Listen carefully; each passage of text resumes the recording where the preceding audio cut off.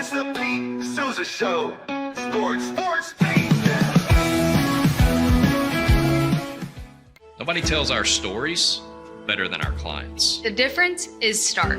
I was rear-ended at a stop. I thought I was fine, and then once I got home, I realized it's a lot worse than I thought. I ended up having a ruptured disc. You say you're not hurting, and then an hour later, you're saying you're in all this pain. I just felt like most people would think that I was lying. And that's when I decided to call Daniel Stark. I owe a lot to Daniel Stark. They really got me what I deserved. The difference is stark.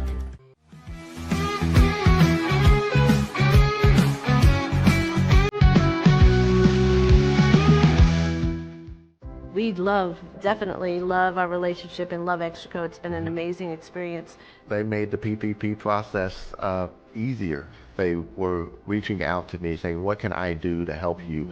That made a huge difference because my stress level, when we shut down, to afterwards was night and day. Our experience with Extraco has been phenomenal since the very beginning, so we love Extraco.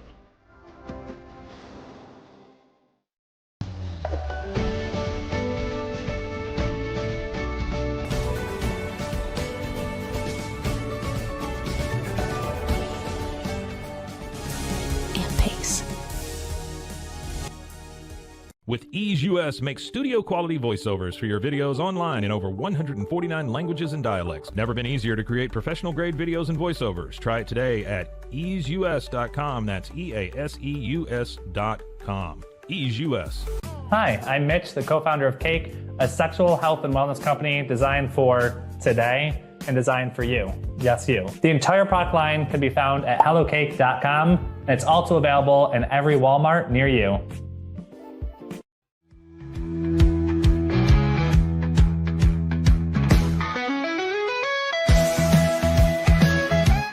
Send money abroad in just a few steps with Remitly. Sign up with your email, enter an amount, choose how your loved ones receive the money, enter your recipient's information, select a payment method, hit send, and relax. Download the Remitly app today. Tervis is all about staying hydrated. Each product is built to last and comes in endless designs to match your personality. Stay refreshed and express yourself with Tervis. Visit tervis.com today and find your perfect tumbler. Looking for tickets to the hottest shows, games, and events? Ticket Liquidator is your one-stop shop for great prices, no hassles, and guaranteed tickets. Whether it's sports, theater, or concert, for the best seats at the biggest events, start with Ticket Liquidator today at ticketliquidator.com. Ticket Liquidator. The U-Like Air 3, launched in 2023, ushers in a new era of sapphire ice cooling technology, offering nearly painless hair reduction in just 3 weeks. That's ulike.com. U-Like.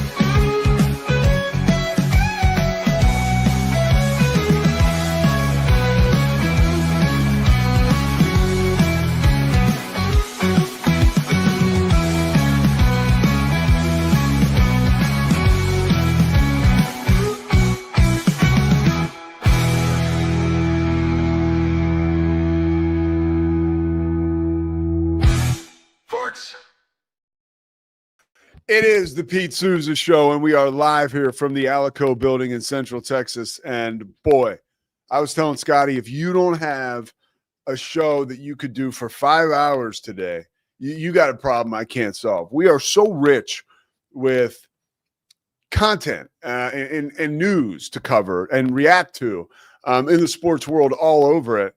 And that's what we're going to do today. We're also going to infuse it with some intel and some educated opinions. Some of those will be coming from Steve Lappas, college basketball coach, CBS basketball analyst. He is going to join us on the day that basketball was invented in 1891. That's when it happened, December 1st, 1891. So we'll get with Lappas in about 25 minutes. Talk to him just for a little bit because obviously Steve is a busy guy, but college football is sort of ruling the day along with the NFL. Just so much happening around the college football globe, and I guess we will start with Lane Kiffin and the news yesterday. We had talked about this for a long time here. Such a compelling story and such an interesting story. And I do want to remind everyone that Lane Kiffin is not an axe murderer, right? Like, it was funny. There was a guy who played tight end for him who is, I can't even say the guy's name, but he's been like an undrafted free agent in the NFL. This guy, his wife, posted like a reel on Instagram yesterday that came across my feed. And it basically was like Lane Kiffin. It was her message, like thanking Lane Kiffin for everything she'd done while he was at Oxford, you know, like, and the videos of like Lane playing with this family's son on the football field, and like, you know, Lane interacting with his own kids. And it's a reminder, like, yeah, he is a good dad, right? And he's a good man. And like, you know, he's a football coach, right? And football coaches are not necessarily running like the mental board of health. And this is a reminder of that, right? He's a human being. We talk about it on this show a lot, like suffering from the human condition.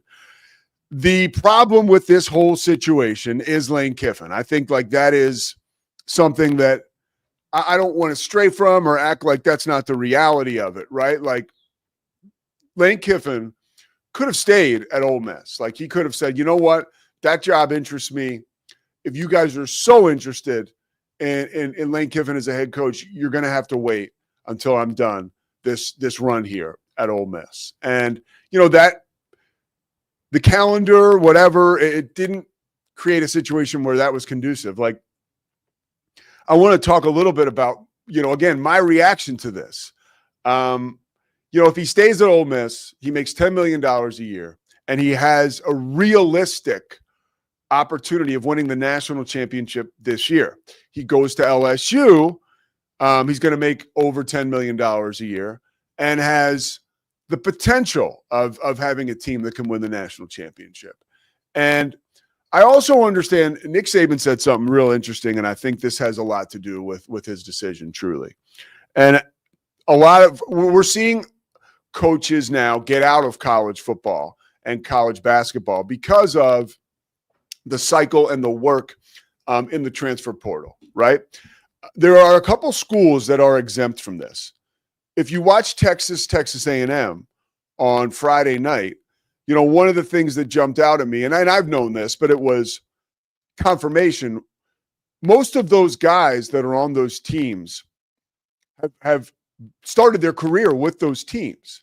Like, when you have a real, like, for lack of a better term, blue blood program that you are running, right? Like, yeah, of course you have to go out there and battle for 5-star, 4-star recruits, but they're attracted to you just as much as you're attracted to them. In a lot of scenarios, like, they want to be a part of what you have going at your school because of the history of Ohio State, the history of playing at Texas, the history of playing at LSU, the national championships. By the way, I do have a little bone to pick, a little bit of a bone to pick with people that talk about, like, Ed Ogeron just opened the door and fell ass backwards into a national championship. The guy, you know, was a part of that program and ran the program, and they won a national championship. I don't like talking about LSU and the football program itself like they're just handing out national championships. Those coaches that won titles there kicked ass and earned those national championships. Like, I don't like that. Like, oh, everybody this side of Ed Ogeron has won a title there. Dude, it's not that simple, right? Like, he won a national title there, as did Nick Saban. You know, list goes on. So, everybody this side of Brian Kelly. I apologize. So, what is going on out there? You hear that whistle? Is that a whistle? I'm going to do my best Mike Elko. You guys want to keep it down out there so we can run a professional show? Thank you. You like that? That's pretty good. That was pretty good, right? Somebody's like whistling in the hallway. I hope I freak somebody out. It's about time we do that. We're too nice around here. So the more I dig into this Lane Kiffin thing, and this is what I mentioned, the Nick Saban comment, you know, Saban and a lot of these guys, I don't think they were doing his dirty work per se, but, you know, they're kind of connected, right? I mean, when Lane Kiffin tells you he's going to talk to Nick Saban and Pete Carroll, Because Pete Carroll is kind of an extension of his father all the time that Monty Kiffin coached for Pete Carroll, and all the time that they coached together. So there's a real strong relationship there. Obviously, we know what Nick Saban is in his life. But Saban said, look, if he goes to LSU, he will not have to fight and grind and claw in the transfer portal every single year. He will not have to do that. It alleviates a huge chunk of what if, is this guy going to stay? Is this guy going to flip? Where is he going to go? Because there are other programs that are more influential and have more power and don't have to do the gritty work that we have to do here at Ole Miss. There is a freedom from some of that responsibility and drama and headache at LSU, right? As opposed to being at Ole Miss and grinding it out in the transfer portal every single year. The next question. So that is actually a really understandable reason as to why he would want to leave Ole Miss eventually. Now, the next question is, should Ole Miss have let him stay and coach in the college football playoff? I've done a lot of thinking on this, and I think they should have, okay? And I know that sounds so dumb. And I know for me, as Scotty will attest, I'm way better of being a prisoner of the moment than I am of seeing the whole field, right? Especially with sports. I just get excited. I get emotional. But if we want to see the whole field on this one, okay, history tells you that this is a once-in-a-lifetime opportunity for Ole Miss. Like, literally. Like, if you were born in 1950, okay, and now you're 75 years old, this is a once-in-a-lifetime opportunity for you, for your team to win a national championship at Ole Miss. I think they had really unbelievable success or a lot of success in 1960, okay? But you get what I'm saying. This is a once-in-a-lifetime. Now, if you're Keith Carter, the athletic director there, by the way, I love when these guys, like a Keith Carter, his name's been in the news so much with this Lane Kiffin thing. So you kind of flex when you say Keith Carter. It's kind of like if you watch the 365 guys, and anytime that Paul Catalina can say Tony Petiti, he loves to just say Tony Petiti. Like that means he's really dialed in with college sports. So everybody's loving it. Keith Carter. I know the AD at Ole Miss. Keith Carter. Like, look, man, all things being equal, I wasn't talking much about Keith Carter before this situation came up. If you told me Keith Carter, I would have thought Kevin Carter, the old defensive end that went to Florida and played for the Rams. But Keith Carter is the AD at Ole Miss, okay? And I understand his job is to protect the integrity of that program and that athletic department, and to allow someone like Lane Kiffin to continue to coach at your university where he can maybe try to poach more players to have them come with him, maybe poach more coaches to come with him. Look, man, we're living in a world where I don't think that makes any difference. I really don't. Now, I'm sure there is an argument that's a very good one that will be opposed to my point. And I understand why they didn't take the risk of having him stay. I mean, it's sort of career suicide for this athletic director, Keith Carter, if he does say, hey, no problem. Stick around. You got carte blanche. Like, if you don't win the national championship and then Lane Kiffin leaves and maybe there's one more assistant coach or one more player that he is able to convince and gather to come with him over the course of this playoff situation, then I can see how, there's egg on your face. But I truly believe risk reward. If Ole Miss wants a national championship, the guy's not going to take the trophy with him, right? But if Ole Miss wants a national championship, this is your best shot right here. This is your best shot. Now, again, we can go back to Bo Schembechler. When I was a kid, I won a Michigan man coaching a Michigan team when Bill Frieder took the head coaching job at Arizona State, and Schembechler said, hey, he's not going to coach our team in the NCAA tournament. And then Steve Fisher takes Michigan to a national championship. Pretty awesome. Will that happen this year? I don't know. We got a new head coach, Keith Golding, or I think his name's Keith. Maybe it's Kevin. or maybe it's another first name, but he's an outstanding defensive coordinator, and he has been promoted to head coach. And you got to give major props for Ole Miss as far as that is concerned, because they executed something the folks down the road here at Baylor can't even figure out, right? Like, just, hey, we got a guy who's going to leave, or we want to leave, and then we're going to name a new head coach. It didn't seem so difficult, did it? I know there's extenuating circumstances at Baylor right now, but you get my idea. So I would have let him stay. I understand why they didn't, but I would have let him stay. And I think it would have been a lot of fun. Now, there's also, I'll give one more like living, breathing argument to this. Paul Feinbaum did say that when Kiffin was alleviated of his offensive coordinator duties, when he'd taken the FIU job, or FAU, Nick Saban, after he saw the effort that Kiffin put forth in the semifinal game against Washington, he was like, yeah, this isn't going to work. And then Saban leaves. And then, oh, by the way, Alabama loses the national championship to Clemson. And that was a situation where, quite possibly, if Kiffin had stayed, they maybe would have won. So even if he is only 80% in, you probably have a better chance than you do going forward. So that's another way you can look at it. I also have a personal thread that I always like to involve here when it comes to Lane Kiffin, because of, once that Ryan McGee documentary came out, The Many Lives of Lane Kiffin, which was excellent in September. And this is another life of Lane Kiffin we're seeing right now. It was made very clear that Lane Kiffin is sober, and he's living a whole different lifestyle. Like, I so appreciated him opening that documentary with the idea that hot yoga in the morning was a non-negotiable for him. It was something that really got him centered, got him in the place he needed to be to deal with all the things he needed to deal with as a head football coach and as a person with responsibilities. And, as I mentioned, it was also detailed that he has been free of alcohol for years now. I think 3-4 years, and maybe 5.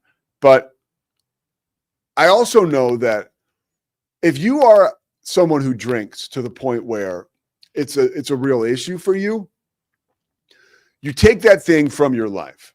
Okay. I'm sober now, over a decade, 14 years. Right. So you remove that from your life, and there's a void. And the void is at first really good. I'm speaking just on my experience, because you're free of all that trash in your head, and just chemically it's all gone. But ultimately, like, you're still left with yourself. And as we're taught in a 12-step program that I use, right? I'm not breaking any news here, AA, right? I don't care how you get sober, by the way. Just get that crap out of your life and do what you need to do to be free of it if you have a problem with it. Well, Lane Kiffin has gotten rid of it, but I'm starting to see some of the things like that that I was always told and that I have experienced along my road to recovery, which is, it's a daily reprieve that you're free from this addiction, right? Because ultimately, like I said, the problem is you. Like, a lot of times I'm walking around this Thanksgiving with whatever's going on in my head or my mind or the circumstances around me. And as you can imagine, there was some drama, right? Bless them, change me, right? Like, that's a tenet of this program that I've picked up. I'm not sitting here saying that I'm in complete judgment of people that don't carry the same message or think the way I do. But I stopped drinking alcohol. It was really a major part of my life. When I stopped, I had to find something else that fulfilled me. And really, it was a connection with the higher power. It was sharing my story with other people who were in the same boat as myself, being vulnerable with these people, and really sort of trying to understand that although, I always go back to that song by the Lox with Lil' Kim and DMX, like money, power, respect, right? And I'm not saying that's what Lane Kiffin is chasing, but a lot of times we all chase that. But that's an empty feeling at the end of the day. Like, you can chase and go here and there from this spot to this spot. Ultimately, you're left with yourself. Right now, what are you doing to change that, right? You being the problem, right? Because there was a reason why, whether it was genetic or mental or whatever, why you were taking in so much alcohol on a daily basis to the point where it became a problem. So I know in my experience, like, I probably would have been surrounded, although, and now I'm making a real stretch because now I've got myself in Lane Kiffin's shoes, but just hang in there with me, all right? Suspend a little disbelief. I'm making a point here. Like, I would have called the Pete Carrolls and the Nick Sabans, right? But I also would have talked to the Clint Brooks, the Murphy Bartons, the Mike Sousas, the Scott Dillons. Those are guys who, by the way, are public in their recovery, but are guys who are sober today and understand the same program that I work. And a lot of times it's like, look, man, if you've got a moral compass, right, that, again, it's a daily reprieve. Like, there's crazy stuff that goes through my mind. There's crazy stuff that I do. I do all kinds of wrong stuff in my life. But I do have this guiding light, right, that is like recovery and whether you want to call it God or a group of drunks if God doesn't work for you. But there's a bunch of people, like a tribal thing, that sobriety is for me. That's not just me. It's staying out of myself and trying to do the next right thing. And when big situations come in my life, there are a lot of people who can share their truths and their experiences, right, with me as to what the next right move would be. And I can tell you one thing, making any situation all about me is not the next right thing. And Lane Kiffin did that, unfortunately. He allowed this to happen. And the reason I'm sharing some of this is because a month or two ago, or 3 months ago, when I watched that amazing documentary with Ryan McGee, I thought that maybe we would see a different version of Lane Kiffin. I really did, because we all knew something like this was going to happen because of the amazing job he does as a coach. And again, at the end of the day, we're really nitpicking here because Lane Kiffin is sober. He's obviously a great dad. He's super successful in his life. Like, this really, in the overall scheme of things, is a little thing, which is why we say in AA, like, we are not saints. Like, we stay sober. Again, it's a daily reprieve. We do the best we can. Lane Kiffin, like I started, is not an axe murderer. We're really in the phase of life where he's playing with house money, right? You stop drinking, you get all that crap out of your system, you start thinking a different way. You're in the kind of like the bonus round. At least I know that I am, because my bottom was really low. Lane's obviously nowhere near. But I think you get the idea. Like, there is a standard and a way and an integrity that you can work towards, and almost a playbook, right, that you can work off of that helps you avoid situations like this when you're in the middle of toxicity and drama. And what are you going to do? It is about, whether Lane Kiffin wants to acknowledge it or not, it's all about him. It's all about him. And that's fine. Like, that's the path that he's chosen. But if he wants to look in the mirror and wonder, wow, how the hell did this get this way again? It's because you were only thinking about yourself for the majority of the time. I'm sure you were thinking about your family. And I'm not even saying this is a wrong decision, but it's the execution and the way that the decision was made that I think some people are frustrated with. And I do think the slight void that maybe Coach Kiffin has, where he's not exactly fulfilled, right, the way that he should be, he's clearly still chasing. He clearly is still chasing. Now, we started at the beginning of this where we gave a blueprint, right, and reasons as to why, when I said what Nick Saban shared on game day, there are certainly reasons why this is a better opportunity for him, right? But there's a different way he could have gone all about this. I'll leave you with two more things because we got Steve Lappas coming up here in 5 minutes. Dan Wetzel, this was in his article on ESPN when he talked about Lane Kiffin leaving. And this is it, man. We got to remember this stuff.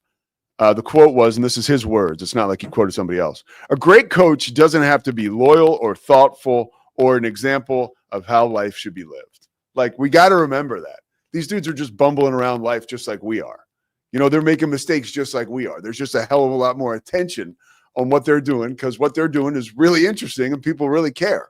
And the last thing I'll say, and this is good news because at the end of the day, I love Lane Kiffin. I love all this. This is a lot of fun. It's a bummer that maybe it sucked a lot out of Saturdays, college football all day. And, you know, maybe there's a little bit too much of this, but like Lane Kiffin's only 50 years old, which means we probably have like another 25 years of this.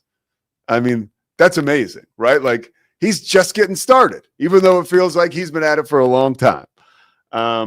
And by the way, I think he's going to kick ass at LSU. All right, the Pete Sousa Show comes back with Steve Lappas.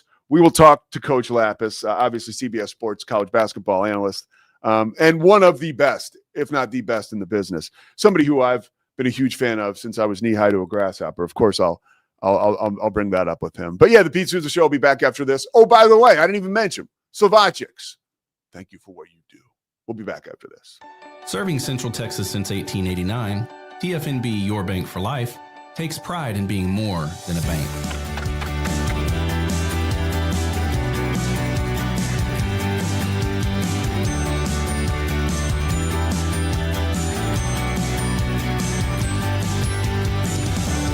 TFNB, we remain committed to these principles. If you value them too, come join us. TFNB, your bank for life.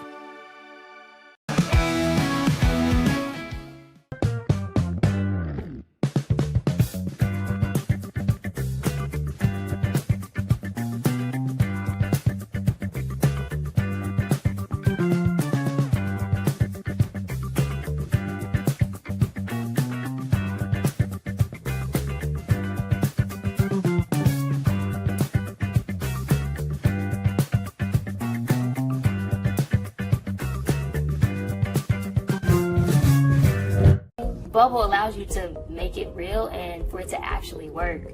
So I feel like Bubble bridges that gap and being able to give people the opportunity to make their ideas come to life really quickly too. I love that I can sit down and build something the way that I think it should be built and have the control over it. Bubble turns ideas into fully scalable apps. Try Bubble today.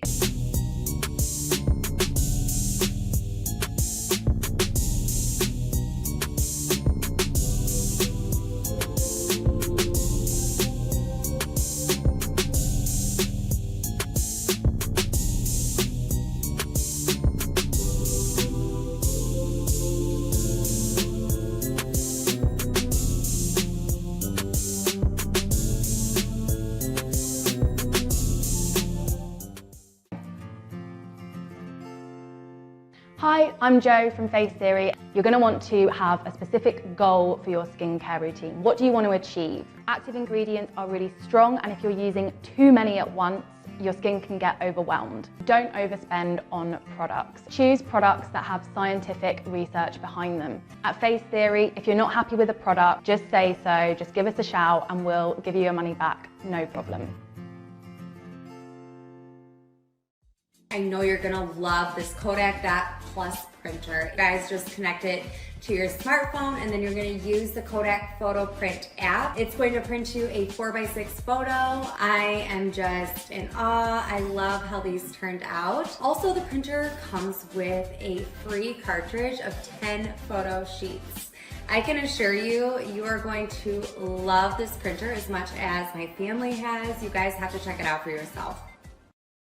Streamline event and appointment booking with Amelia's sleek, modern, and fully customizable booking forms. Tailor the colors, fonts, and design to match your brand and seamlessly integrate with your WordPress website. Whether it's for events or appointments, Amelia makes booking simple, stylish, and perfectly aligned with your business. Enhance your booking experience today at WPAmelia.com. That's WPAMELIA.com. Amelia.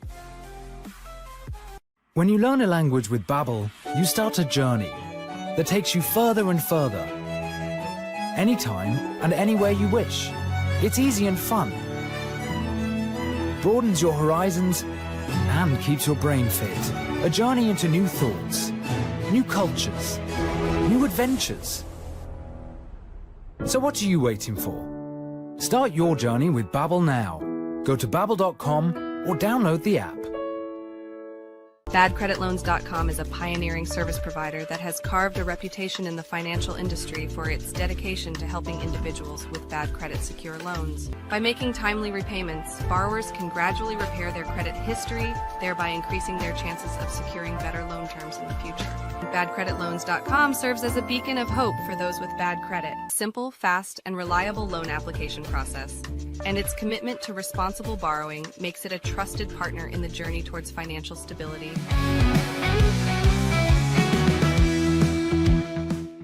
We are back on the Pete Sousa Show, and we are joined by legendary head basketball coach at Villanova University, also at UMass. And one of my all-time favorites, CBS Sports basketball analyst, Steve Lappas. Coach Lappas, thanks so much for taking the time. Pete, it's great to be on with you. It's great to be on with you, too. You know, I got a history with you. Obviously, you know, my mom, Terry Sousa, worked for Tedesito in the athletic department, and I got a chance to be around you guys when I was a kid and be at practices with Coach Mass. I specifically remember a memory, Coach.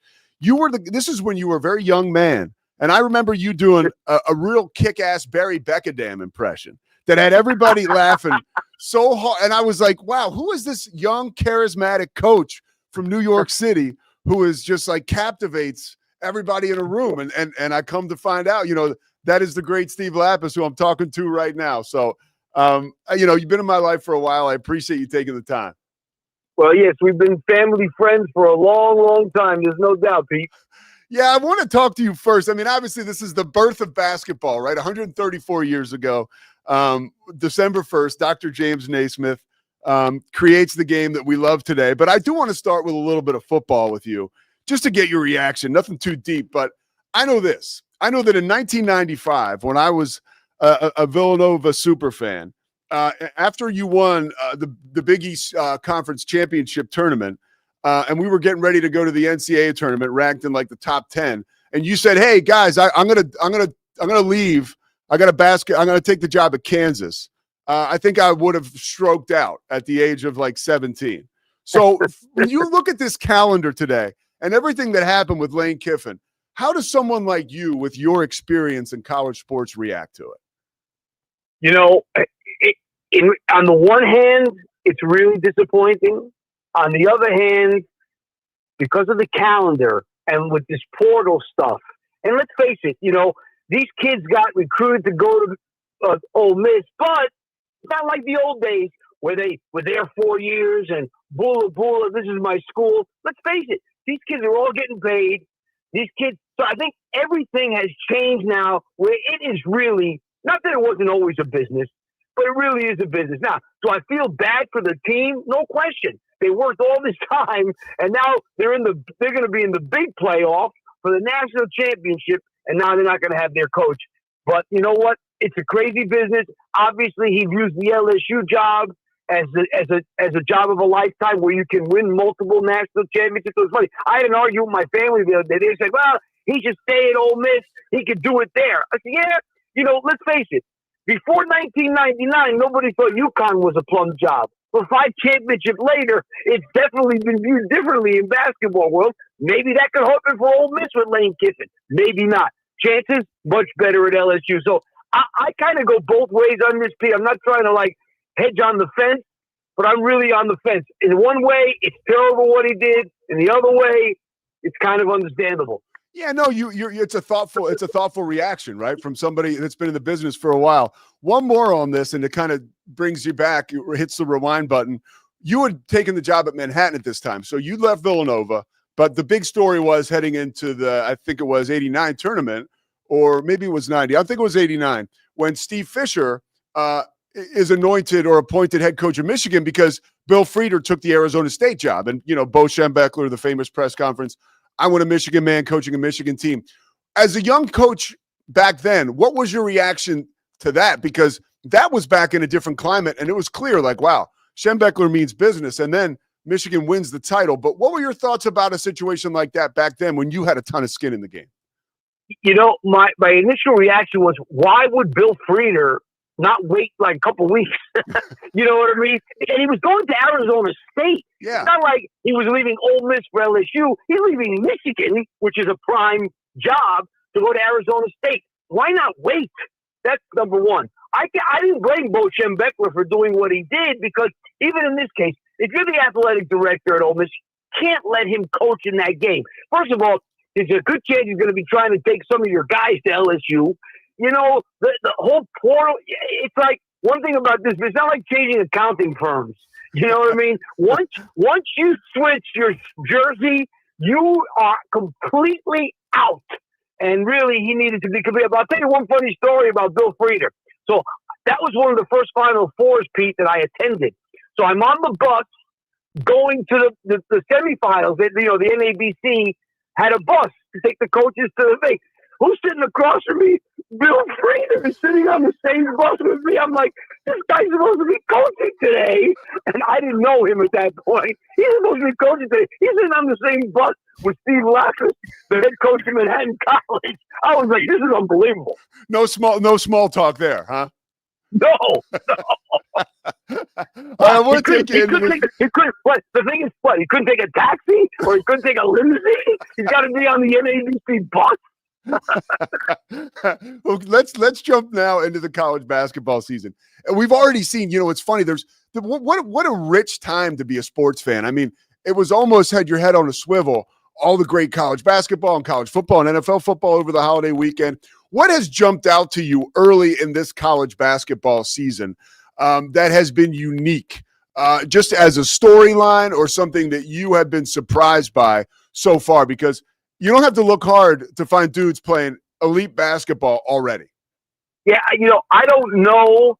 I think it's a unique storyline in that this freshman class is so incredibly deep. It's unbelievable. I mean, we have so many great freshmen this year. I know we talk a lot about Cameron Boozer and we talk a lot of DeBonta, but I'll tell you what that kid Fleming did for Houston the other day in that game, I mean, I'm like, the freshmen in this country right now are off the charts. That's one of the things. And then I'd say from a team standpoint, I'm going to say how Michigan has played. Michigan has been basically destroying everybody. I mean, they're huge with the kid Lendenberg, the kid Mara, who transferred from UCLA. They have all the pieces, and I think they have been ultra impressive. Purdue's been kind of what we thought they'd be. They're great. And they have obviously a national championship level team. But I'm going to say the one surprise to me is how good Michigan has been early on. When you look at Florida and the job and the task that lays ahead, just how hard is it from a head coaching perspective, experiences you've had and been around? You were with, Coach Mass after he wins a title, and then, you guys try to run it back again. I mean, obviously that was the Big East where the deck was stacked against you, really. But what is it like when you try to repeat after, reaching the summit and winning the title? Well, I mean, obviously it's really hard. And in those days, like when we won in '85, we had three great seniors that were graduating. So to repeat those now, UConn was able to repeat because they had a ton of guys back from that first championship. And Florida, in their case, they got a front court back, but they lost to user guy Walter Clayton, who may have been the best closer in college basketball last year. And you got to really replace some serious things. And get Denzel Aberdeen is not there either. So this is a team that's had to replace, a ton of guys. Elijah Martin, how good was he? So they've had to replace a ton of guys very hard. They're not in position to repeat. Are they in position to be really good? Yeah, they are. But to be in position to repeat, you need a ton back, and they don't really have a ton back, even though they have the front court. What was it like for you? You were, like I mentioned, an assistant really in the thick of things, right? The Big East, and when it was thriving. And then you come back as a head coach when it's out of this world once again, with the Ray Allens and the Iversons and the Kittles. I compare, you look now at college football, like the SEC kind of reminds me of how the Big East used to be. And a lot of times we look at these conferences and we say, man, do you get beat up so bad that when you get to March as a member of back then the Big East and maybe now SEC in football, I think the Big 12 in college basketball is like that a lot. You get to that March situation and it's like, man, are we worn down or are we peaking? Can you shed a little light on that? Like, what is it like to go through those wars all during the regular season and then the conference tournament? And now you're playing in a playoff situation. For you, it was March Madness. Does that fatigue a team a little bit when you're going through a gauntlet like that all year long, or does it make you better and more ready for those situations? My opinion is it makes you better. Now, football is a whole different animal because, playing against those level teams, you have a physical factor in terms of getting hurt, playing against that level of big guys that are fat. So I don't know physically, but in basketball, I think playing that kind of schedule really helps you because, I used to say, hey, listen, we play in Syracuse tonight, and then we got to go to Providence the next day. Then we got Georgetown, then we got UConn. You're used to being in the gauntlet every game. So nobody intimidates you. when you play in a league like that where every game is a tough game. I think now a lot of people look at the Big Ten that they haven't won it since 2001, when Michigan State won it, that they beat each other, they beat themselves up every night. Well, we've seen teams from the Big 12 win the championship. We've obviously seen from the Big East win the championship. So I don't know if there's a lot of truth to that, but I think it helps you to play in that kind of a league night in and night out. Now, you mentioned some of the freshmen.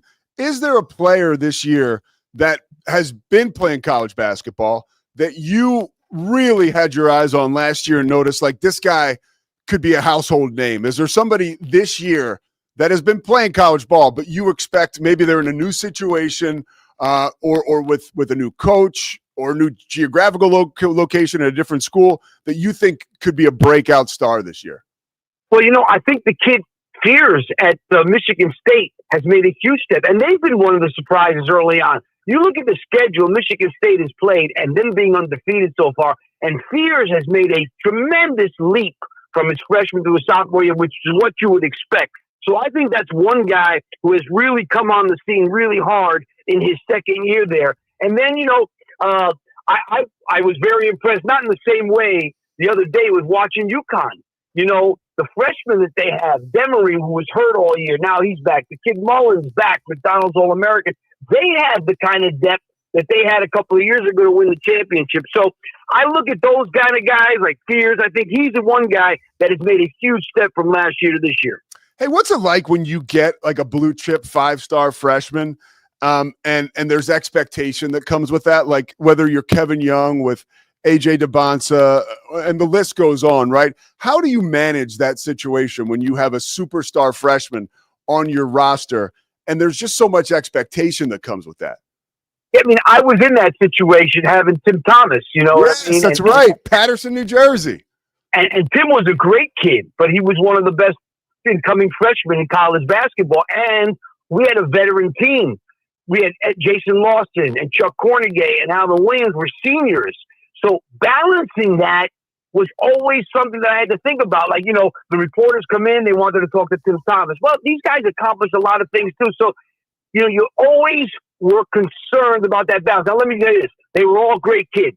They all got along great, no doubt about it. But the expectations and managing so everybody's ego is okay, it could definitely be a tough thing when you bring in a high-level freshman with a successful senior class.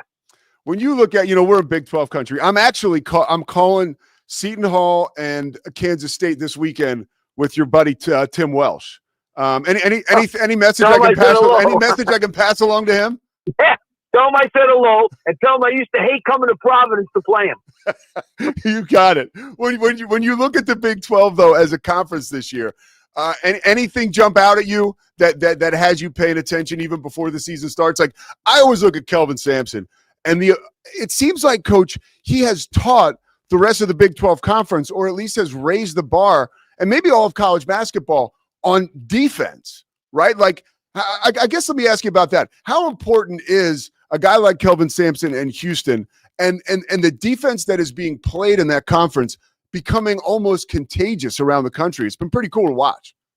Well, let's face it, what he built there really is incredible because I did a game in Houston probably 10 years ago, and they were playing like, I don't know, Marshall or somebody like that. I'm telling you, if there were 50 people in the building, it was a lot.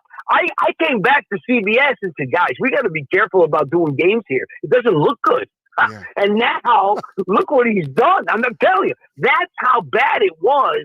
And what he's done is one of the incredible rebuild. Now, let's face it, Houston had a tradition. They had great teams with Guy Lewis, so they've had a great tradition. But the rebirth that he led was really incredible. He's a tremendous coach. And the way they defend, like if you ask me, who's the hardest playing team in the country?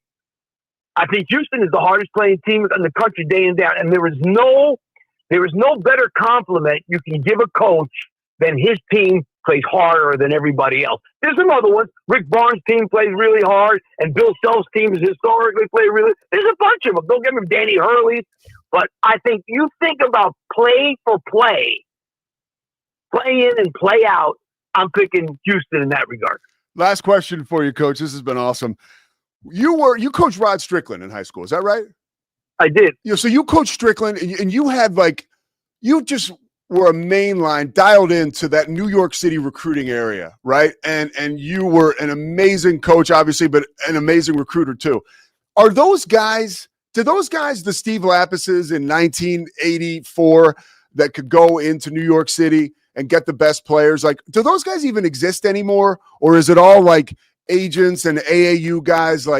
Shed some light on how much it's changed, or if there is still some of that familiar recruiting stuff going on that you remember. That's a great question, Pete. It's really evolved over the years. When I first became a college assistant for Coach Massimino, you were recruiting guys from their high school coaches. You were recruiting them going to camp, the 5-star camp in the summertime to see them. And then the thing changed completely, where it became the AAU circuit, forget camps, and it became the AAU coach. And yeah, you kept the high school coach in the loop, but he didn't spend nearly as much time with these kids as these AAU guys do. So now it's about agents and it's about, NIL. So I've seen it kind of go through a transition 3 different times.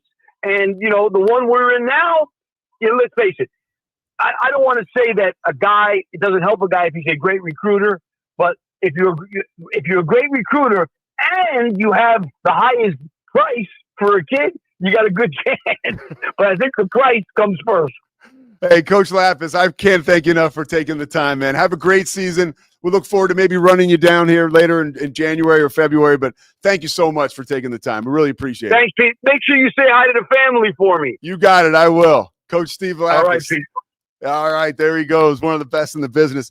Really, truly, it was so cool for me to be around him as a coach when he was thriving, but also to see him have this second act and literally be probably, for my money, the best analyst in college basketball on CBS. Obviously I work for ESPN, but what they do at CBS, and that's always just kind of been, the Final Four and the road to the Final Four. Legendary guy, Steve Lappas. All right, we'll take a break, come back, talk about the college football playoff potential there, and also don't forget we're presented by Slovacics. We'll be right back.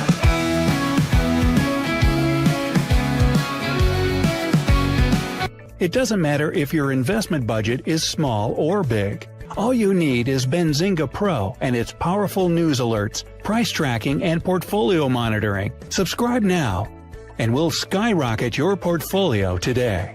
Experience with the Bosley MD hair regrowth kit was amazing. It was easy to use. It let me take off my hat. I could go in public and have my picture taken and feel normal again. BosleyMD.com. Join us at golfpartnerusa.com and discover why we're the trusted choice for golf lovers worldwide. That's GOLFPARTNERUSA.com. Golf Partner. Experience the future of secure private cloud storage with Internix. Protect your files with end-to-end encryption, ensuring your data stays private and accessible only to you. That's INTERNXT.com today. Apollo Neuro is a new kind of wearable that helps your body recover from stress, that helps you calm down and feel better. You sleep better, and you can get back to being yourself. Learn more at apolloneuro.com. Protect your online privacy with NordVPN. Browse securely, access content from anywhere, and keep your data safe with military-grade encryption. NordVPN.com. That's NORDVPN.com. Our patented handles were launched in 2018. We continue to push the boundaries of strength training. Join us in making your training more natural and effective. Visit Engels90.com to learn more and revolutionize your workout. Dive into adventure with Scuba.com, your ultimate destination for top-tier scuba and snorkeling gear. Whether you're a beginner or a pro, trust Scuba.com for the best in diving equipment and expert guidance. Explore now at Scuba.com. That's SCUBA.com. Scuba.com. At Fullwell, we bring together the expertise of registered dietitians, MDs, and OBGYNs to give you the best fertility support. Fullwell, your trusted partner on your fertility journey. Visit us at FullwellFertility.com. Experience the perfect blend of exquisite craftsmanship and life-changing technology with Gevi. Every product is built with precision, featuring specialized parts that ensure durability, efficiency, and safety. Upgrade your everyday with Gevi. Visit us at gevi.com to discover more. It's the Pete Sousa Show. With San, owning iconic furniture no longer requires paying a premium. With over 15,000 satisfied customers worldwide, we've proven that high-quality furniture doesn't have to come with a high price tag. Explore our collection today at san.com. At Covers & All, we've revolutionized protective solutions with cutting-edge, customizable covers, tarps, and curtains. We deliver premier protection at affordable prices and express shipping. Visit coversandall.com today for the perfect fit, guaranteed to last.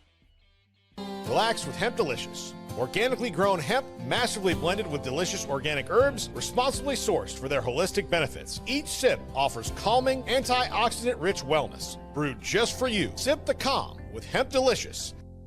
At Open Goal USA, we're revolutionizing training for both soccer and lacrosse with our innovative portable rebounders. Perfect for players of all ages and skill levels. Visit OpenGOAAALUSA.com and elevate your training today. Get paid faster with Bill, the easiest way to send, receive, and manage your payments. No more delays, no more hassle. Whether you're a freelancer or a business, Bill makes payments seamless and secure, simple, fast, and reliable. Sign up today at Bill.com. Stability.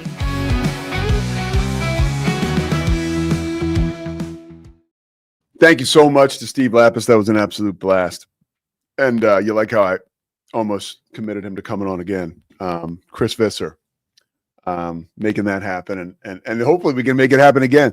He does a great job on Mad Dog Russo, right? He goes on with Chris Russo now, and it's pretty awesome. And you know who else would go on Chris Russo before Coach Lappas is my man Tim Welsh, who I'll be calling the game with, former Providence coach, Kansas State and Seton Hall. That's Saturday while the Big 12 championship is going on. So we're going to be revving up for the Big 12 championship this week. And how about college football? We got Gary Danielson tomorrow. CBS Sports, Gary Danielson, right? One of the best athletes in the history, I should say, although he was a good quarterback for the Lions and at Purdue. One of the best analysts in college football, maybe of all time, is going to join us. Obviously, a storied career, calling games with Vern Lundquist, and now with, obviously, it's just a great, it's awesome to have Gary Danielson still be piped into your homes. Present day. So I'm pumped up to talk to him tomorrow. He's stepping down at the end of this year. And it's just going to be a real treat to have him. He has not done many interviews over the course of his career. And this season, he does a spot with Chris Russo, actually, on Mad Dog Sports Radio, but he does not do interviews like this. We're going to get him for a little while, and we are going to really enjoy the time with Gary Danielson. That's coming up tomorrow. I'm very grateful for that. And kudos to our man Visser for making that happen. One more thing. Scotty and I, the great Scotty Swingler, is waiting in the wings. I'm sure he's going to really be giving me a hard time because we are going to get into college football playoff possibilities and predictions. But before that, I do want to turn back the clock and go back to Lane Kiffin a little bit. And, yesterday, again, we were living in this moment where this thing is happening that people view as maybe divisive, or Lane Kiffin is leaving Ole Miss to go to LSU. But let's not act like this has not happened before, and let's not act like this is a new thing in college or pro sports. You can go back to I think it was Ole Miss, guys, when Tommy Tuberville said that if he was going to leave Ole Miss, it was going to be in a pine box. And like a week later, he was leaving Ole Miss, I think in a car or an airplane, going to Auburn. I remember the quote. He's like, the Mississippi Gamblers, now the Auburn Gambler, something like that. But this stuff's been happening since the beginning of time, even at Ole Miss. But some of the more dramatic coaches, I called up a list, coaches leaving situations. Nick Saban was a big one. Right. He said to the media in Miami, I am not going to take the job at Alabama. And he did. And he still points to that as a regret in his career. Bobby Petrino, Arkansas, Falcons. Then he leaves a letter in everybody's locker at the Atlanta Falcons to tell him he's leaving and going back to Arkansas. That was like really, really bad. Bill Parcells, basically, after the Patriots went to the Super Bowl, he was done, right? But he couldn't coach the Jets because of NFL rules, right? And eventually, the Jets got their man, but it came at the price of a year off and some draft picks. And also there's a couple other Larry Brown. Now Lane Kiffin would have to win more, but he is certainly this is very Larry Brown-esque of Lane Kiffin. I can remember two occasions. One, if you remember when Larry was in the Pistons had won the NBA Finals in 2004. And then they're back in the finals again against the Spurs in 2005. And the New York Knicks job is available. And Larry is a New Yorker, and boy, he is just losing his mind trying to get to New York, but trying to play it down and play it cool. And he's not necessarily shutting down all the questions about it. And this is while the Pistons are in the finals. And he's talking about going to coach the Knicks, who sucked that year, right? This is not Lane Kiffin did not invent this, and we want to go to players. Well, we all remember the decision with LeBron. I mean, this happens in sports. It sucks for the fan bases, but again, it doesn't necessarily mean, and I don't think people think that, but I just want to imply and remind people that Lane Kiffin is not an axe murderer. He is a coach that is being selfish, and people don't like it. What are you going to do? All right, Scotty Swingler, everybody loves him. And we bring him up right now. Scotty, Pete, the college football playoff, right? We're going to get a new set of rankings that are going to come out tomorrow night. Yes. Before the final rankings. I'm curious. I want to ask you this question, okay? Who will be the group of 5 team? I'm going to start at the bottom. What team right now is the group of 5 pick for you to make it into the college for football me playoff? or for the rankings tomorrow? Because those are different answers, Pete. Well, who do you think will make it in based on all the data you have access to right now? Tomorrow, Tulane will be the highest ranked group of 5 team. Okay. But after they lose to North Texas in the AAC championship game, it will be North Texas. So you believe North Texas will go to the college football playoff? I do. How awesome will that be? It would be incredible. Great start to a little Oklahoma State tenure for Mr. Eric Morris, who gets to coach out unlike Lane Kiffin, gets to coach out the run here at North Texas. And that's pretty interesting, by the way, when you look at those two different situations. I think that's tremendous, by the way, for Eric Morris. Great job by North Texas. Yeah, absolutely. Yeah. Absolutely. Do you want to just throw up what you sent me? Is that cool? Yeah, you already started to eviscerate me. Well, I told you we'd discuss it. Okay, so I asked you this morning when you said we were going to discuss playoff, who are your locks? And you sent me this list. Pete's playoff locks. You sent me 11 teams, which this is a 12-team playoff. And I said, that's pretty bold to go ahead and pick 11 of the 12. But Pete, I just want you to look at this list and recognize this is actually mathematically impossible. Oh, come on. All right, get into it. It's very simple math. You have 3 conferences represented here, and you're 11. And the top 5 conference champions get auto bids. So I'm leaving out the ACC. You're leaving out 2 conference champions here. The ACC and who else? I want to propose this. I don't think any ACC teams are a lock. Because I don't have them in. So there you go. Okay, but you can't have these 11 and 2 more conference champions. Here's the scenario. We talked about this a couple weeks ago. If Duke wins this weekend and they are the ACC champ, they will not. It will be shocking if they are one of the 5 highest ranked conference champions. No, so the 5 highest ranked conference champions would be Ohio State or Indiana, Georgia or Alabama, Tech or BYU, North Texas or Tulane, and James Madison. Whoa. If Duke wins this weekend, those will be your 5 auto bids, and you will have 2 group of 5 teams get in, which means one of these 11 teams here, Pete, will not. So, and again, I love how you're shedding more light on this for me and for everybody else.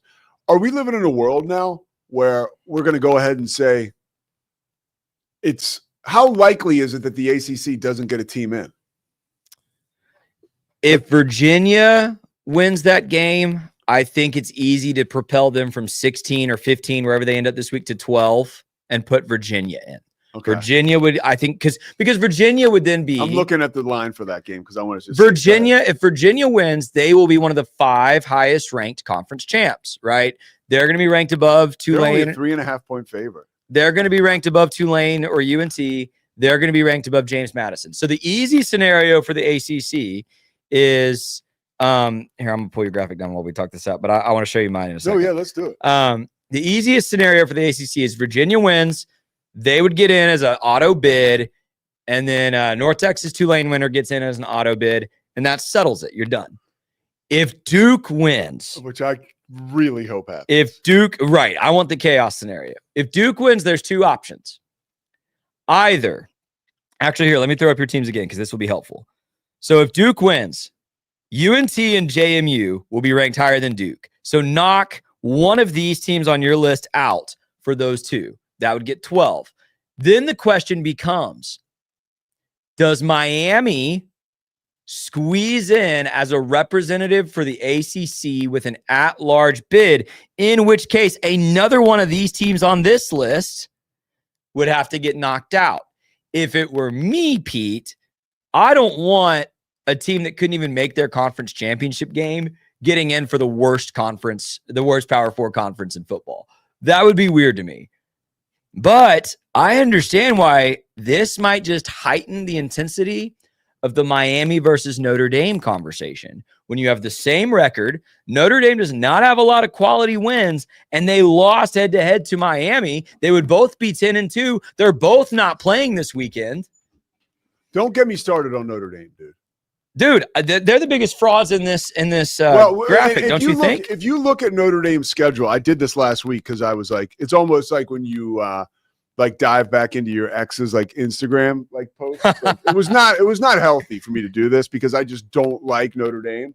But like I went through all their non-con wins, right? And the teams that they beat in Power 4, non-con teams, those teams barely cobbled together outside of Pittsburgh, right? Any conference victories, like correct, like a Purdue, for example, or I think you could use Stanford as an example. Yeah, like these teams that they beat that are part of Power 4 conferences suck. Yeah, and they lost the 2 big ones to Miami and A&M. I'm sorry, you lost the games, right? You lost them, and you could beat the brakes off Syracuse, but they have 1 conference win, right?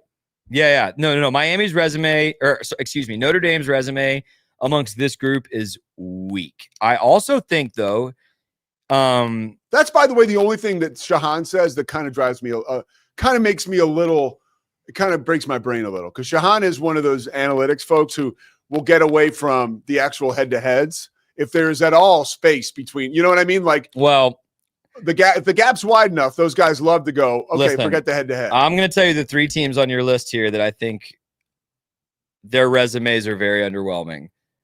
Oregon's resume is shockingly underwhelming. If you purely look at who they beat, they did not beat a lot. They did beat USC, but that is their best win this season, which is not saying much in my opinion. And Indiana dominated them start to finish in their matchup.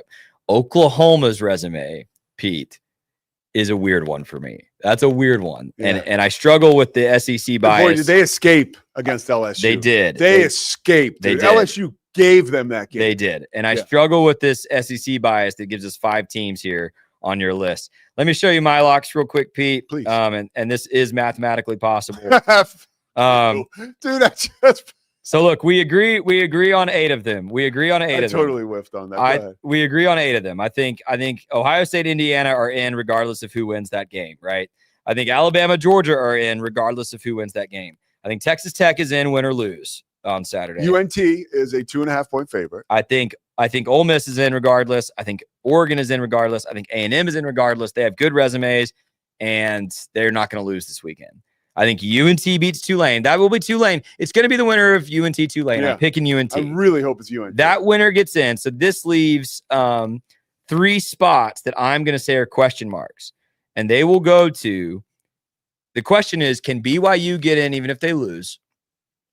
Is Notre Dame going to get in with the weakest resume of the field? I think the answer is yes. I struggle with that. Yeah, the answer is yes. And will it be an ACC team that sneaks in here, or will it be JMU? Will it be JMU? By the way, Bob Chesney, head coach at JMU, Alex Golish got hired this week. Yeah. John Sumrall got hired this week. Eric Morris got hired this week. Penn State's sniffing around our boy Chesney. They're also sniffing around Kalani Sitake. I don't like that at all. Our boy Toll did something. I'm acting the like highest odds in Vegas right now. I'm acting like that's not even happening. It's the highest odds in Las Vegas right now. I really don't think he would ever do that. So, well, we'll find out, right? But yeah, there's 3 spots left here on my board, and I say 1 goes to JMU or the ACC, 1 goes to BYU or another SEC team, let's say Oklahoma, and then 1 goes to Notre Dame. Is probably the scenario. And I think what stinks is BYU probably has one of the strongest resumes of those fighting to get in, and they're going to be punished for losing to a top 5 team twice. Well, look, here's my theory on BYU. If you want to get in, right? You got to win. You got to win, or you got to make it damn close. You got to lose by like 2 points. Yeah, because they got beat pretty badly. And the spread I'm looking at it is 2 touchdowns. It's 13.5. So you can't afford to lose by. And I really believe that the fact that this is going to be, I mean, it's a conference championship, but in a controlled somewhat environment, right? You're indoors, and really the outdoors can only help BYU. But like the fan base will probably be split. This is a BYU. They're going to travel very well. Absolutely. So it's going to be a real 50-50 vibe in that building. And that's going to, I mean, Texas Tech rode a tidal wave of emotion. And really just expectation and joy into that beatdown. Well, yeah. And let's be honest about where Texas Tech is at. And I think Joey McGuire is a great head coach who will coach against this.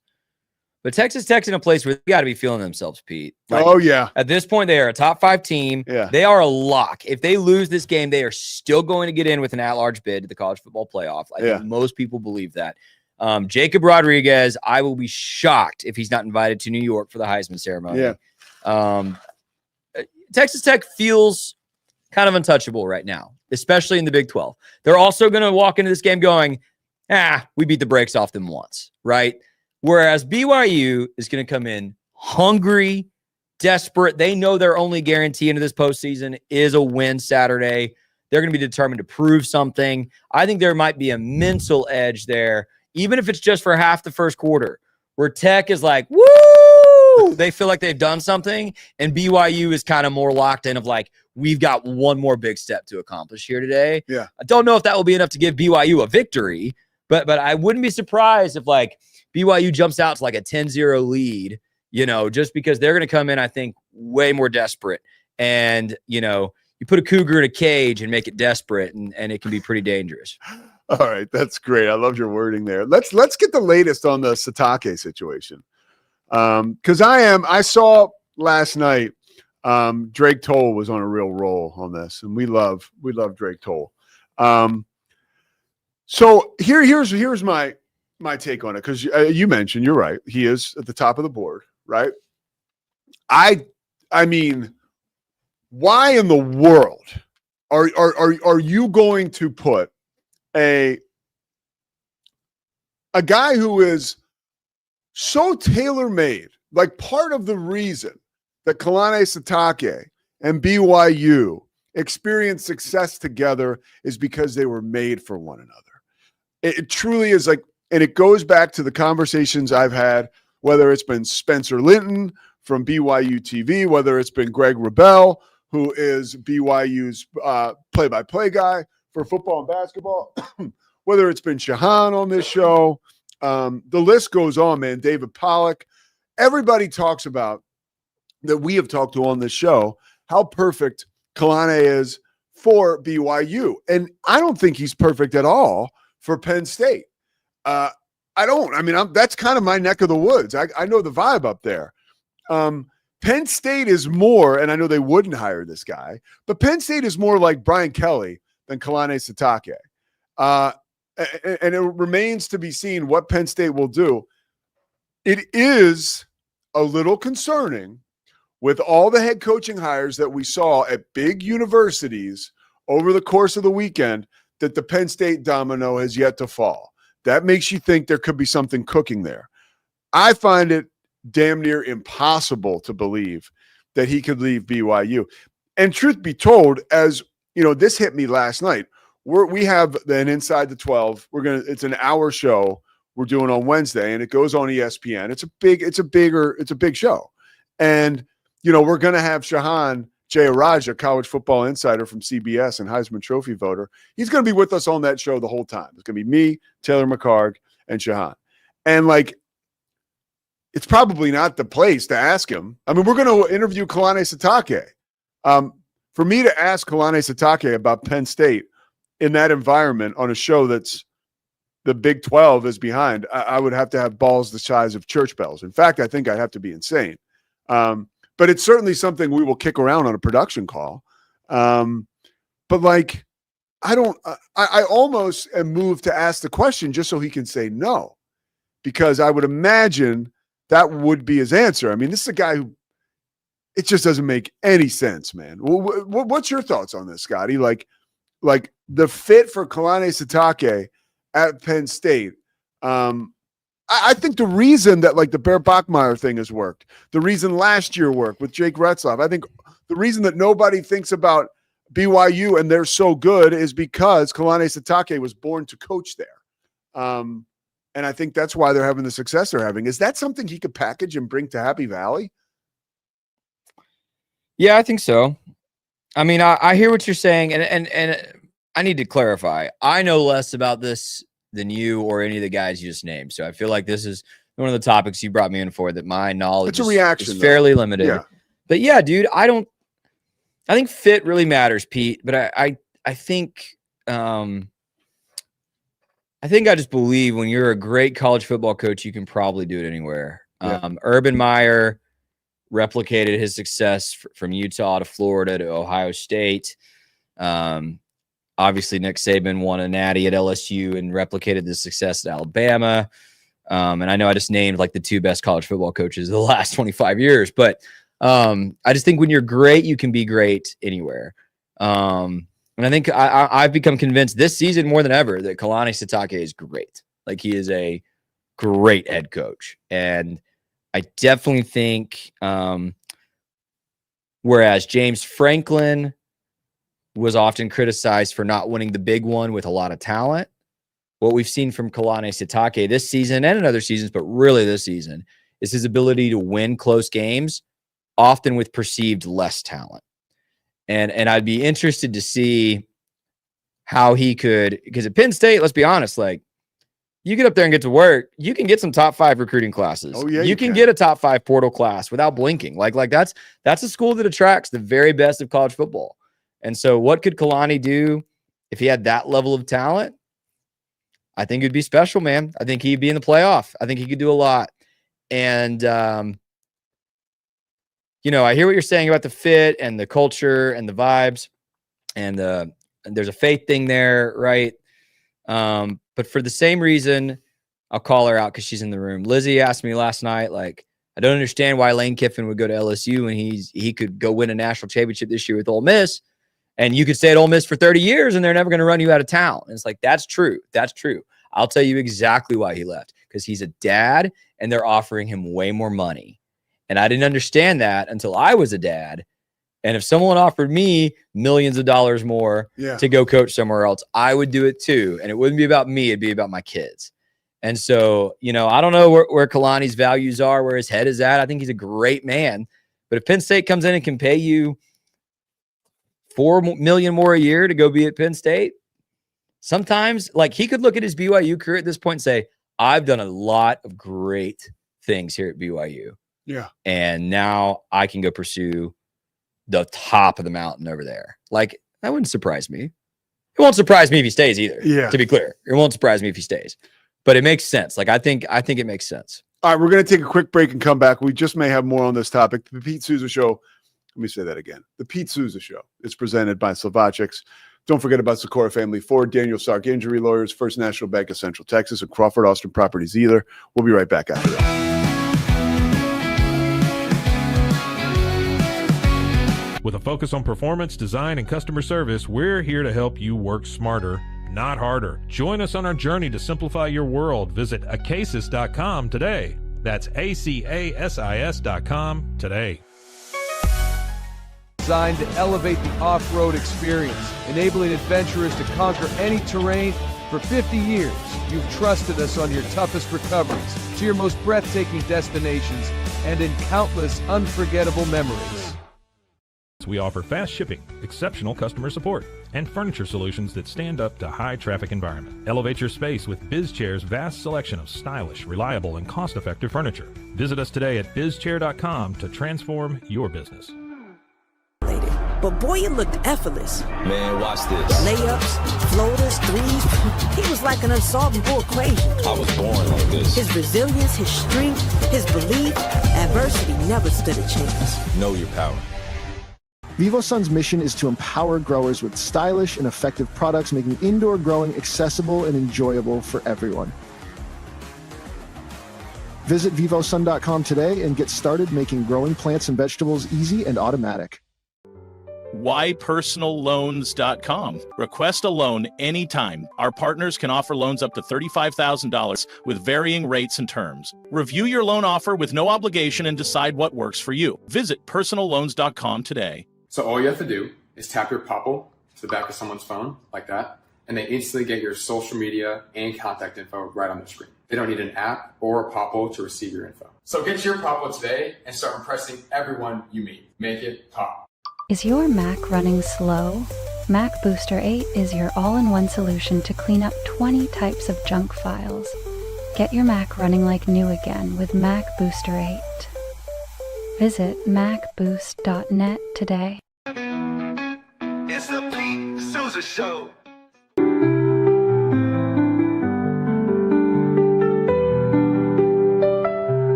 Farmhounds offers natural treats and chews made with quality products that support family farm, regenerative agriculture, and humane farming practices. Give your dog the best with wholesome, organic ingredients that promote health and happiness. Shop now at farmhounds.com. Circulon C1 Series Clad with Scratch Defense Non-Stick. Maximize cooking, minimize cleaning. Discover the unmatched durability and elegance scratch-free, worry-free, forever.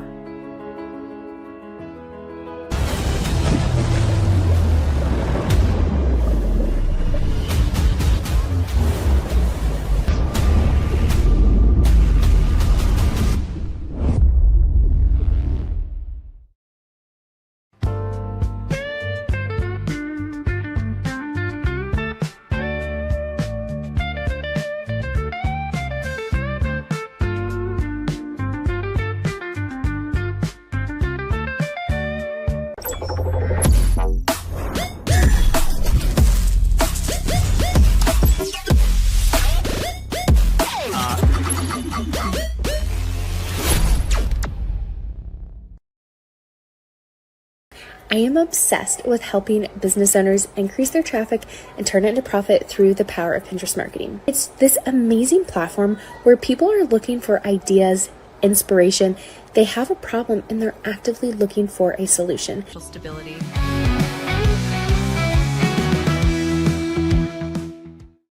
We just, I was trying to get Drake on, and I just had a conversation with him in the break. He's going on with Ward White on ESPN Central Texas.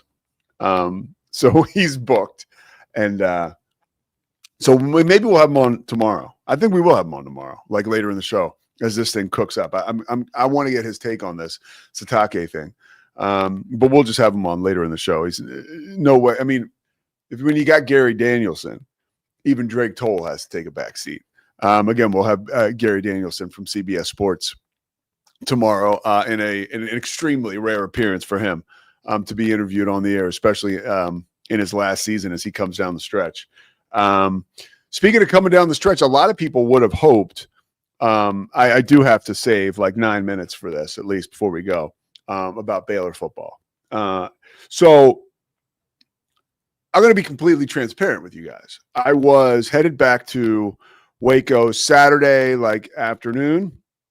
because I had a women's basketball yesterday here at Foster Pavilion, where the Baylor Bears just ran roughshod over Grambling State. It was a funny game because, it's just like it was 20-2, and it's not. I mean, we're not over there like moving mountains, or digging ditches, but that can make for a tough call.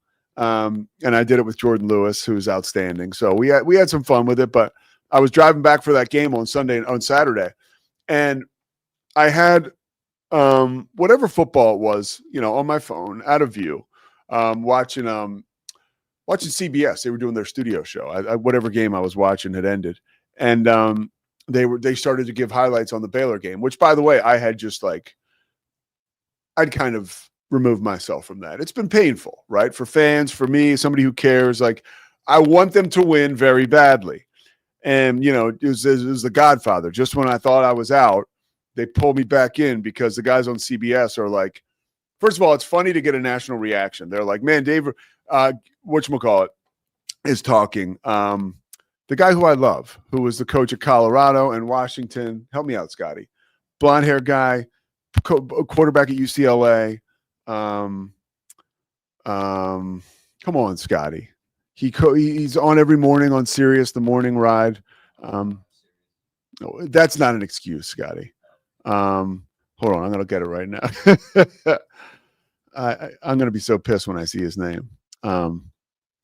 Because Rick Neuheisel. So Rick Neuheisel was like, Dave Aranda came to coach Baylor after he won a national championship as a defensive guru at LSU, but clearly they're having trouble and they can't get it together, and they're going over the Houston highlights. And then Aaron Taylor or somebody was like, "Yeah, it's coming back though," and everybody was like, well, hopefully you can get it right. And they were like, Baylor's trying to get it right now. They're down by 7 points, and they have a 4th down coming up. And, that's the game. They're on the 13-yard line. So I'm like, oh, damn. All right. You got me. So I flip it real quick. I get J-Mo on Sirius, and I get to hear this last 4th down play. And I mean, hearing it on radio was probably more jarring than watching it, because it was just so typical of the way this season has gone. Like your superstar quarterback. I didn't even watch it, so I can't even tell you that I saw what happened.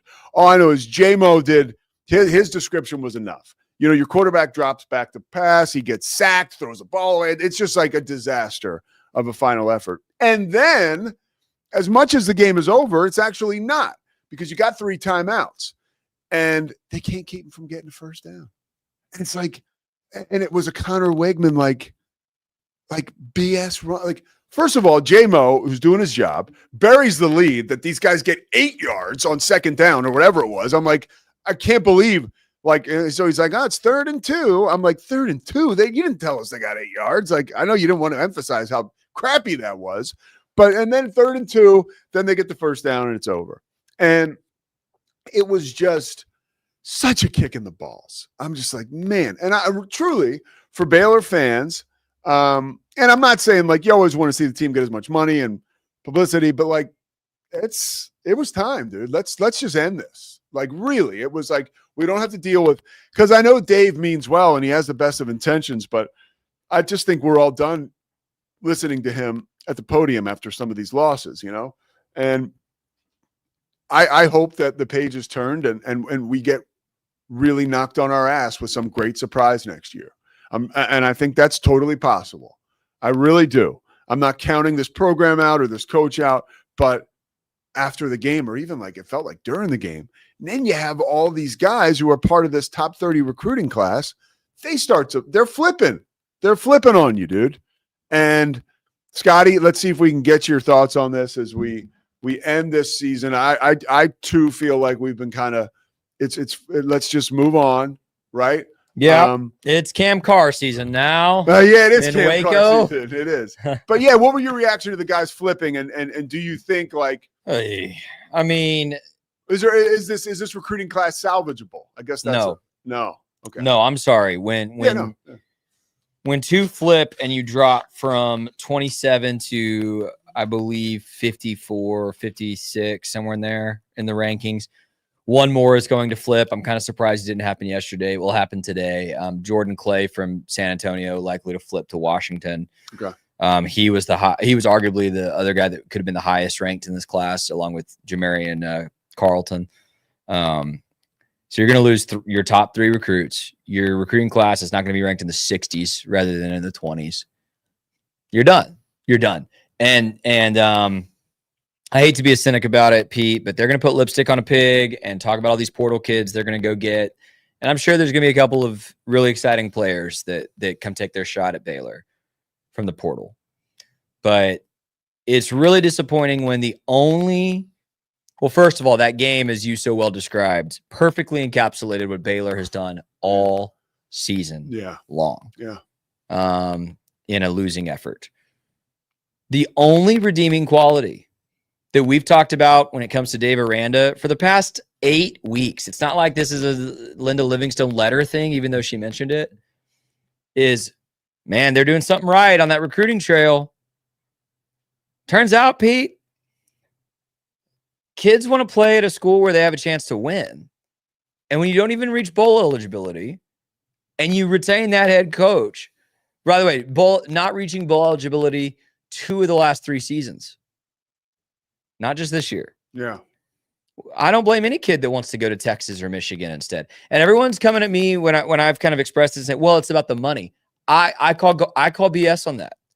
Texas and Michigan, where Jamarian Carlton and Jamarian Vincent have flipped to, they have always had more money than Baylor. Yeah, I don't think it's not like this week suddenly they offered infinitely more money. No. They probably offered them more money 6 months ago. No, it's strictly a vibe deal. It is. Right, it's they thought they were signing up for a team with a dynamic, explosive offense and one of the best defensive coaches in America. And what we saw on the field this season was an inconsistent offense, despite pretty tremendous skill talent, and one of the statistically 5 worst defenses in college football. And you also think, too, for some of these young guys, you look at your guys like Terrell Bernard in the NFL. Who's the other one that we talk about all the time? That's Jalen Petrie. Jalen Petrie, like guys who are just playmakers in the NFL and are superstars. Yeah, they came from Baylor. And like you look at the Aranda connection to some of that, and maybe some of that's not even real, but like it still is there and encouraging for these kids, right? But even that's kind of gone. You know what I mean? Let me say this stat, and I've said this stat on the show before one more time. Dave Aranda just finished his 6th year coaching at Baylor. Not one high school player he has recruited to Baylor has been drafted into the NFL. Yeah. That is horrible. If you're pitching player development, especially on the defensive side of the ball. After this year. Yeah, horrible. Sure. The guys that have been drafted out of Baylor in Dave Aranda's tenure were either recruited by Matt Rule or transfers. Oh, okay. And Josh Cameron will likely be the first Baylor player that Dave Aranda brought to Baylor who gets drafted, and he was a walk-on. Preferred, as Josh. Doesn't matter. My point is every class you offer 20 some odd you bring in 20 some odd scholarship players to Baylor out of high school, and not one of them has been drafted out of Baylor. That says something about your ability to develop players. Yeah. And it's, by the way, the opposite of what Art Briles and Matt Rule did at Baylor. So it's a frustrating time to be a Baylor football fan. And unfortunately, we've got another year of frustration ahead, I think, before some excitement. I have to agree. And I'm hoping that, we can be surprised. I think, I heard Phil Bennett talking to the 365 guys last week. I know I brought this up to you, but he did say, look, they can turn this around quickly, but Baylor has missed in the portal. They have recently. I don't know if they've missed with like character or what, but both. clearly there's an issue. Both right? Character and talent. Yeah, you've got to hit. You really can't miss much in the portal. I think the one thing that we could see them do to infuse some hope would be to find somebody, and I don't even know, way better than me what the general manager situation looks like, to find somebody that can really help you mine talent from now up until. And here's, Pete, I think you're better off not making a bowl, to be honest. Without going too far down the rabbit hole. One, Dave Aranda needs to hire a DC because him calling defenses and being the head coach has now made Baylor bad at defense, and he's a bad head coach. He needs to give up. Yeah. Like, we were sold that was going to be an improvement, and Baylor just had its worst defense in his tenure. Yeah. So he needs to hire a DC. And he coaches the linebackers. I would actually, doesn't he? Yeah, I would jump up and down if he hired Phil Bennett, but that won't happen. You would. I would jump up and down. But yeah, he coaches the linebackers. Yeah. That's a lot, dude. You can't do that if you're the head coach. No, I mean, Alex Mortensen told me 2 weeks ago, like, I feel like I'm not doing any of those things well. You can't do that if head you're the coach, head coach. quarterback, or It's OC. too much. Yeah. And B, and this is where I don't want to go too far down the rabbit trail. Part of why I'm so mad that they announced 2 weeks ago they're retaining Dave Aranda, and I've said this, I think, on your show too. I've definitely said it on my show. There are multiple, I know names that I won't share, multiple former Baylor football players, all Americans, we'll just put it that, multiple, who have reached out directly to the Board of Regents or to Dr. Livingstone and said, let me help. They've offered to GM. They've offered to take fundraising roles. One of them I know specifically asked if he could interview to be AD, and I don't think that's going to happen because he has no experience being an AD. But multiple, it wasn't RG3 actually. Right. RG3 has reached out, but that's not the point. Multiple high-profile, all-American level star players from Baylor want to invest and reinvigorate this program because of what happened this season. And so the fact that you were willing to make no move at head coach, and it appears as if you're going to make no move at GM, and I think Aaron Hunt's a good GM, by the way. I don't think Aaron Hunt's the issue here. But if you don't bring any of those guys into the building as a voice, as a consultant, as a GM, as a, fundraiser, you're really missing the mark. Because if there's one thing that Baylor fans are starving for right now, it's a return to those guys, right? Whether it's the emotions from seeing Art Briles getting a head coaching gig last week, emotions from Bryce Petty being back on campus and very involved at the beginning of the season, RG3 interviewing Sawyer Robertson a couple weeks ago on his podcast, Terrence Ganaway and I talking about Baylor football every week. Chris Platt was honored at the game this past Saturday. He's very active on Twitter. There's a lot of man, you remember when we had All-Americans every season and we were winning 10 games a year? You bring those guys into the fold. I think in this era, NIL, influence, social media, you need to raise money to keep this thing up. I don't know what we're doing if we're not involving those guys and listening to what they think. Here's the scariest part for Baylor football right now. And I hate saying this, but I try to stay open-minded on both sides. This may not be bottom yet. I know. That's the scariest part. And by the way, Baylor fans have seen bottom. It's called 1996 to 2006. Yeah. And it was bad, dude. It was ugly. And I don't think any of us want to go there again. But this is, the first, I believe it's the first year since it would be the first year since 2009 or 8 that we failed to make a bowl game in 2 out of 3 years. Come on in, Mike. 2009 was the last time we missed a bowl prior to 2023. Okay. It's 2017 when we had the one win, right? But the 2 out of 3 bowl games, missing them should be staggering and shocking. But B, this is the first group of Baylor kids who are graduating since 2010 season that did not get to see, or since the 2011 season, that did not see a 10-win year at Baylor. Well, and that's important because you're saying student body too. Yeah. Yeah, so it kind of screws up the legacy. Current students, and I'm very good friends with Jackson Posey, who's the sports editor at the Lariat.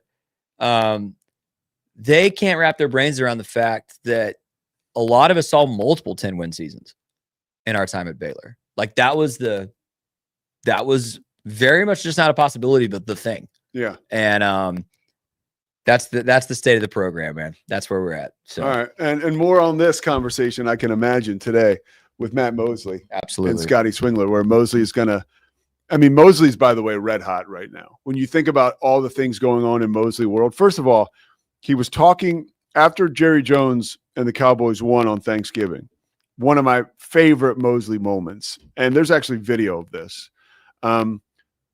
They began, the pack of media around Jerry Jones post game.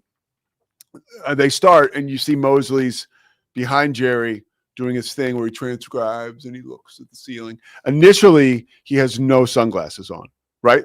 20 seconds later, he calls the audible and puts the sunglasses on indoors. I don't know if now, quite possibly, it was a utilitarian type deal because maybe there was blinding light from some of the cameras that were pointing in Jerry's direction, ultimately of Matt's. But I was very interested to see the quick change. Do you have pictures? You want some breaking news? Yeah. 11 minutes ago. Sorry, I'm totally changing the subject. Well, but we mentioned it on the show. UCLA is expected to hire JMU head coach Bob Chesney. Wow. For Pete Nakos. Huh. So there you go. I was just saying, Bob Chesney at JMU, he's still there. Well, yeah, he's like a Philly guy. UCLA. Like UCLA. My friend Patrice, her husband played football at I think Dickinson or wherever this dude Chesney went to college. And I know those guys. He's a small college guy, football player who has kicked ass at JMU, and now, boy, that is a mountain to climb at UCLA. So you wish him good luck. Wow. Okay. Good. We end with that, right? I mean, that's a huge story. Nice job by Scotty Swingler and Pete Nakos from On 3. Yeah, Mosley, though, check him out today. Glasses, no glasses. Don't get married to either situation because we know now at any time you can switch. All right, we'll be back tomorrow with Gary Danielson and maybe a late visit from Drake Toll. Okay? The Pete Sousa Show is presented by Slovakics. Have a great day. It's the Pete Sousa Show. Sports. We definitely love our relationship and love Extraco. It's been an amazing experience. They made the PPP process easier. They were reaching out to me saying, what can I do to help you?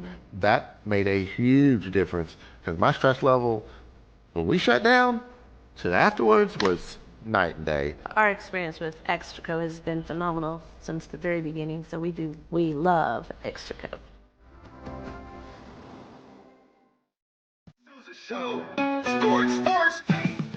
Nobody tells our stories better than our clients. The difference is stark. I was rear-ended at 70 miles an hour. I was injured, had a concussion. The insurance company, they delayed. They were playing games from the initial conversation. They weren't going to help me. The biggest thing I learned through this is that you can't go through this alone. I called Daniel Stark. They were going to help me, and everything was going to be all right. Daniel Stark got me 10 times the insurance company offered. The difference is stark. Show. Sports. Our professionals are not only experts in managing urgent concerns, but also in providing top-notch preventative health care. We're proud to connect pet owners to a vast network of licensed veterinary professionals, ready to address any immediate concerns. Book your first appointment today. Nalgene Outdoor has been your trusted companion, fueling adventures and helping protect the planet. We're committed to reducing waste, improving access to clean water, and providing simple, safe, and sustainable products for you and your family. NALGENE.com.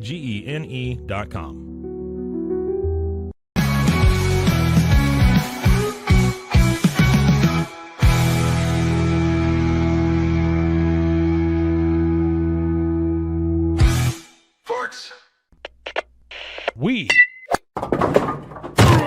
are Rogue Media Sports.